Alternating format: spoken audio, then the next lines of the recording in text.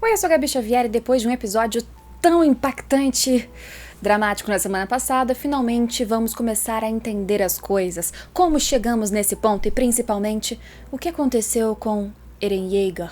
Qual é o plano do protagonista? Como ele mudou tanto assim? Vamos pegar todos os detalhes do episódio 9 comentando cada pedacinho aqui nesse vídeo agora, como a gente faz todos os domingos, inclusive depois de assistir na Crunchyroll. Sim, a Crunchyroll, que é um serviço oficial de stream de animes, tá patrocinando mais uma vez esse vídeo e eles exibem Attack on Titan todos os domingos às 17h45, então você já sabe onde assistir. O link deles está aqui embaixo para vocês conferirem um catálogo que tem muitos animes, inclusive vários da temporada, como Attack on Titan. Por exemplo, tá passando lá a segunda temporada de Dr. Stone, acabou de começar, e até recentemente acabou de estrear o filme de Given, que é um filme que passou nos cinemas do Japão e tá lá disponível no catálogo da Crunchyroll, tem até doramas. E lembrando que se você clicar nesse link da descrição, você ainda pode ter 14 dias de acesso premium de graça, o que confere a você um acesso a todo o catálogo da Crunchyroll em Full HD, conferindo inclusive os serviços de simulcast. Passou no Japão? É a forma mais rápida de você assistir em qualidade Full HD.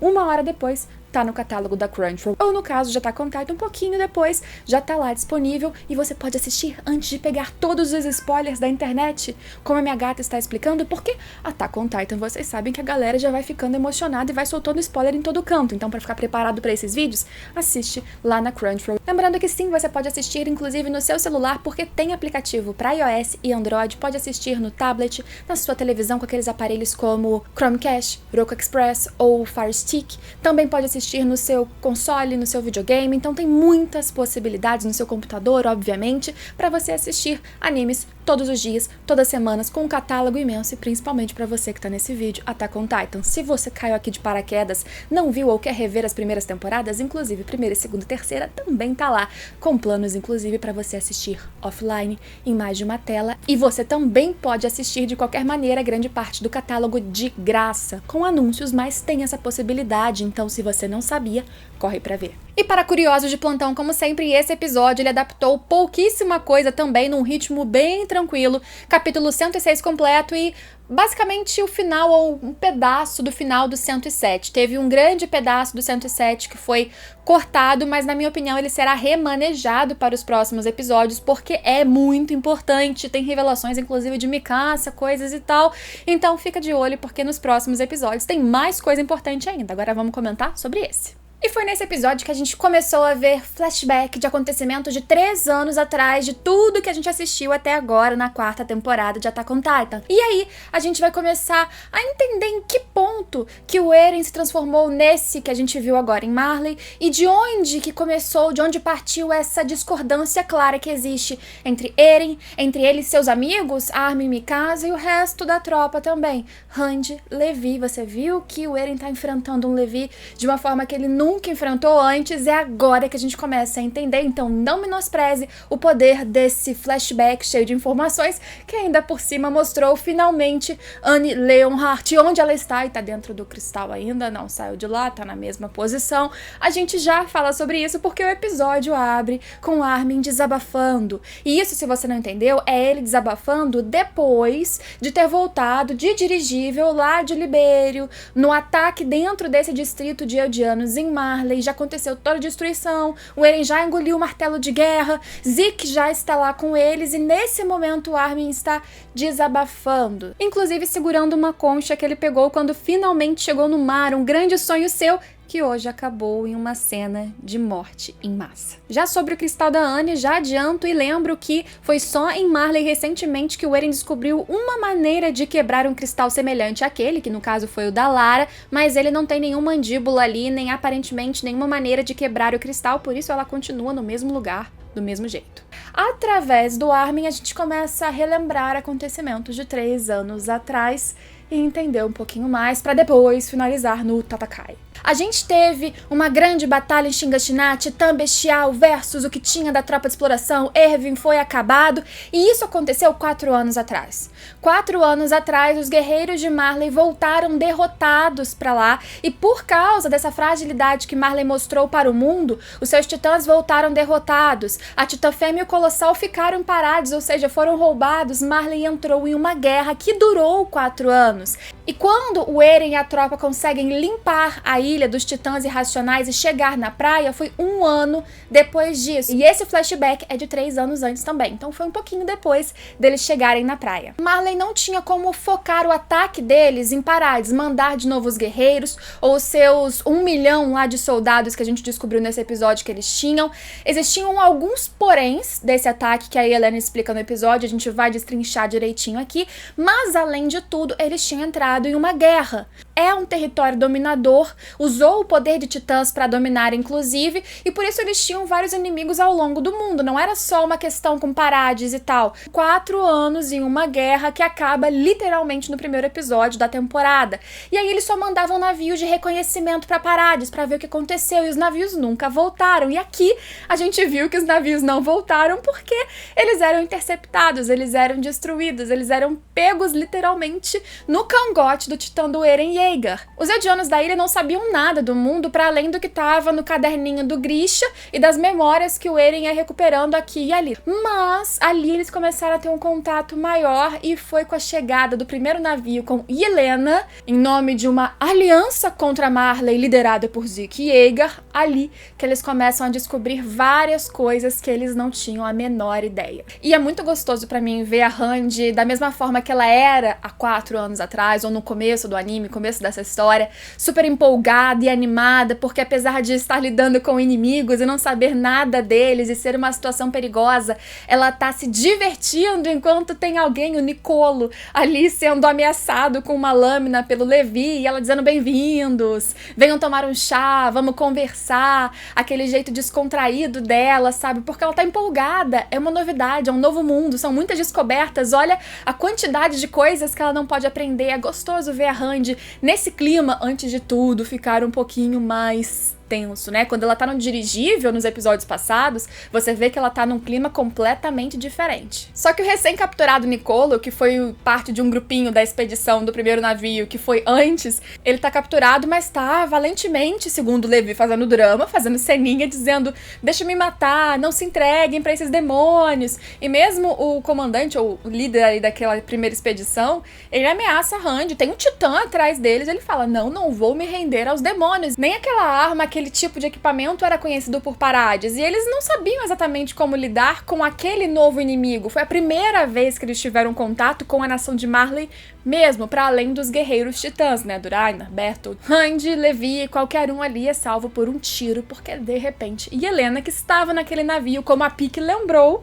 no episódio passado, ela dá um tiro na cabeça do cara que estava ali ameaçando a Hanji. E assim, ela também consegue render todo mundo naquele navio com aliados como um carinha que eu falei pra vocês pra prestarem atenção no episódio passado, que é nada mais, nada menos do que Onian Copon. Você já viu ele, eu dei a dica, não quis dar spoiler no episódio passado, mas ele aparece depois no dirigível com a Hanji.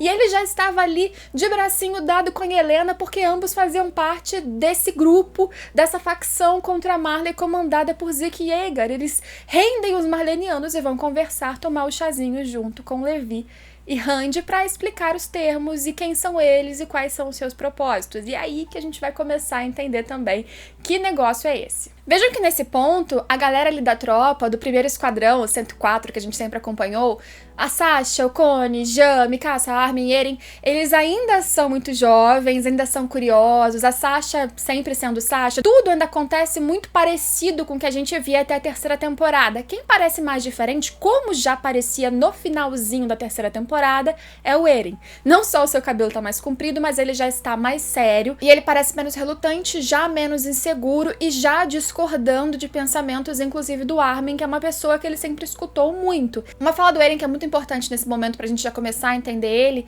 é que ele diz que aquilo tudo que aconteceu, deles conseguirem pegar os navios e conseguir render os marlenianos, depois transformá-los em aliados talvez, é mostrar que aquilo tudo pra ele foi um acaso. Que realmente, né, se não existisse uma guerra de Marley lá fora, eles teriam mandado uma quantidade absurda de soldados com armas que eles não saberiam sequer enfrentar, e apesar de algumas coisas que dificultariam o ataque de Marley, como a Yelena explicou depois, ainda assim seria uma situação que ainda com titãs para Parades seria muito difícil de lidar. Então o Eren ali, ele é mais cético do que os seus amigos, tá menos empolgado com as novidades, ou nada empolgado com as novidades, e mais reticente, dizendo, olha, ainda tem uma ameaça, os inimigos ainda estão ali, a gente ainda não acabou com esses inimigos, só isso aqui não tá suficiente. E a conversa entre Yelena, Onyankopon, com Randy e Levi, ela tem um clima mais, assim, formal, até porque Randy, que tá muito curiosa, que quer saber de tudo, mais empolgada, ela é segurada ali pelo Levi, que tá cauteloso, mais frio, ele não sabe quem são essas pessoas, se eles realmente não têm qualquer link com Marley, se eles não estão fingindo alguma coisa, dá pra confiar ou não, coisa que a gente viu que Parades não confiou, né, só usou o quanto pôde, mas nessa conversa a Yelena explica todo o mecanismo de Marley, que eles dois, segundo ela, Yelena e Onyankopon são de nações que foram dominadas por Marley e que ela, a primeira vez que viu Zeke Yeager, o achou, o Titã Bestial achou que ele era como um deus e confiou nele como um deus e seguiu ele como um deus. A gente sabe, como a Pieck disse também, que ela já parecia devota a Zeke, admiradora do Zeke, ela tá seguindo os seus planos e é ele que lidera, pelo visto, aliados secretos contra Marley pela liberação do povo eldiano. Teoricamente, esse grupo contra Marley tem como objetivo liberar o povo eldiano. E ali ela oferece informações, como eu disse, a questão de Marley estar em guerra, a questão de Marley também não poder atacar livremente Parades, porque ao longo de todos esses 100 anos, mais ou menos, liberou vários titãs irracionais na costa de Parades, e aí muita gente dizia, ao longo dos anos no fandom, que isso era um erro da história, porque Marley fazia isso, é uma burrice. Sim, era uma burrice, e a história nunca esqueceu, nunca foi um furo da história, porque Marley não considerava durante muito tempo invadir Parades. Era uma ilha largada e eles queriam que os eldianos ficassem lá escondidos. E porque a cúpula de Marley tinha recebido há 100 anos atrás, sabiam disso, como Willy provou, que o rei lá dentro das muralhas não pretendia sair, não pretendia esmagar o mundo. E jogando os eldianos lá dentro da praia de Parades, eles estavam ao mesmo tempo punindo os eldianos como Grisha e qualquer um que desrespeitasse Marley lá dentro dos guetos, e também estavam fechando os eldianos de Parades para não conseguirem chegar até a costa com um monte de titã no caminho. Só que, no momento em que eles precisaram invadir Parades por vontades militares, porque eles queriam, na verdade, também os recursos naturais da ilha, o que já foi dito lá no começo dessa temporada, que são raríssimos e muito bons. Então, eles com vontade de expandir e guerra, eles precisam daquilo, e também queriam o titã original, o titã com a coordenada, e por isso que invadir Parades se tornou interessante, e por isso que agora eles terem liberado esses titãs na costa toda foi um tiro no pé. Mas eles teriam força aérea, que é um negócio que a Randy fica empolgadíssima, uma coisa que ataca pelos céus, só que com essa força de vontade e essa aliança para liberar os eldianos, eles tinham vontade de fazer o quê? Trocar informações com a galera da ilha, desde que também eles preenchessem certas condições do Zeke, que é o líder dessa organização. Lembrando que o Zeke, 4 anos antes, estraçalhou a tropa de exploração, quase acabou com a tropa inteira, acabou com o comandante na época, que era o Erwin, produziu muitas mortes e foi o cara que entregou os pais. Então, tudo isso ainda parece muito misterioso. Você que não leu o mangá, de novo, cuidado com os spoilers que o pessoal adora soltar aqui embaixo por diversão, porque sim, inclusive não faça isso, não tem graça nenhuma, mas você, vem aqui e comenta, faz sua teoria, tenta adivinhar, porque o mesmo cara que entregou os pais lá atrás, que os condenou à morte e que lutou por Marley durante tantos anos, agora é líder de um grupinho contra Marley. Qual o sentido? Mas bem, uma das condições, e principal condição, na verdade, que o Zeke teria para que eles passassem informações e mostrassem tecnologias e fizessem link com aliados de fora, tudo isso viria se eles conseguissem, principalmente, e aceitassem unir, gerar o encontro entre os irmãos Yeager, entre Eren Yeager, que tem o titã original, e Zeke Yeager, que é um titã original também, mas com sangue real. E isso porque essa seria uma condição fundamental para utilizar o poder da coordenada sem restrição, sem o veto que foi colocado lá atrás por Karl Fritz, aquele rei que mandou a galera pra muralha e que não queria que a coordenada fosse usada pra liberar os titãs das muralhas, não queria que a coordenada fosse usada pra batalhar. E quando a Rand apresenta todos esses argumentos num tribunal, numa sessão, para os outros líderes do exército de Parades, até a Historia tá ali, mas ela parece muito mais como posição hierárquica sem muita voz, né? Ela não conversa durante toda essa exposição da Rand. Muitos dos líderes de Parades acham absurdo os militares, né? Porque, poxa, igual eu falei, o Bestial aniquilou grande parte ou quase toda a força de Parades. E agora a gente vai confiar neles? Mais do que isso, a gente sabe que desde o início eles queriam pegar o Titã original e agora a gente vai deixar e concordar que ele encontre com o Eren pra justamente, talvez, pegar esse Titã original? Será que porque eles não conseguiram pegar a força, eles não querem pegar na conversinha? Só que aí o Eren, ouvindo tudo isso, ele lembra, mas peraí, a informação que o Zeke deu na carta é verdadeira, porque ele lembra de quando ele utilizou, sem querer, durante um instante, a coordenada anteriormente. Foi quando ele, com o Titã original, encostou em uma Titã, nesse caso irracional, ou Titã pura, que tinha o sangue real, a Titã da Dinah Fritz, ou Dinah Fritz, que era a ex-mulher do seu pai, que era a mãe de Zeke Yeager. Aquele momento fez com que ele passasse a sua vontade para os titãs ali ao redor, como uma ordem, e fazendo que os titãs atacassem a própria titã da Dinah, usando, portanto, uma atribuição sem querer da coordenada.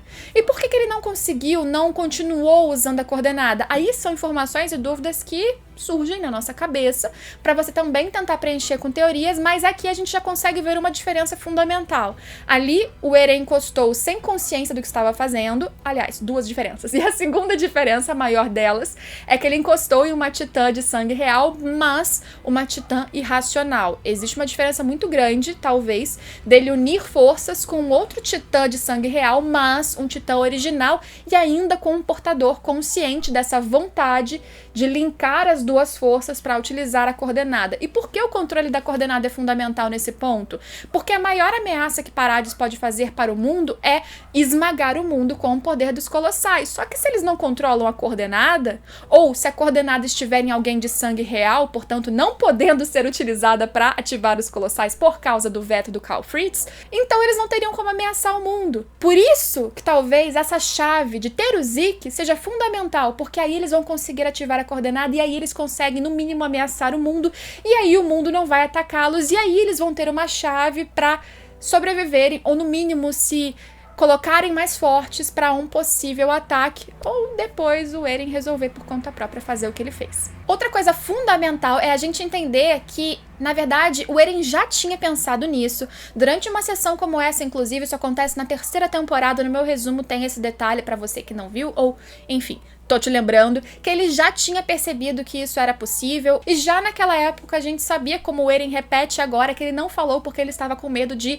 talvez transformarem a Historia num titã do nada por causa dessa informação, ou achismo na época que ele achava, ou que ela fosse sacrificada sem ter certeza de que isso daria certo. E não precisamos de mais explicações para ver que eles aceitaram o plano do Zeke, porque Zeke está na ilha agora, porque tudo aconteceu como aconteceu em Marley, mas parece que até chegar nesse ponto da batalha de Marley, alguma coisa saiu do trilho, porque eles discordaram nesse final. A gente teve a informação e a certeza no episódio passado que o Eren em algum ponto começou a caminhar com as próprias pernas. E aí a gente tem que entender por quê. Paciência, você vai entender. Aceitadas as condições, então, do Zeke, a Helena fez esse intermédio todo para atrair mais navios, para que eles ajudassem a construir portos, construir ferrovias. E durante esses diálogos, é claro que a gente teve a recepção super bem-humorada e irônica do Levi, falando: bem-vindo à Ilha dos Titãs Imundos, vocês podem beber mijo de porco se quiserem, se não quiserem voltem nadando para casa, são livres à vontade para fazer isso.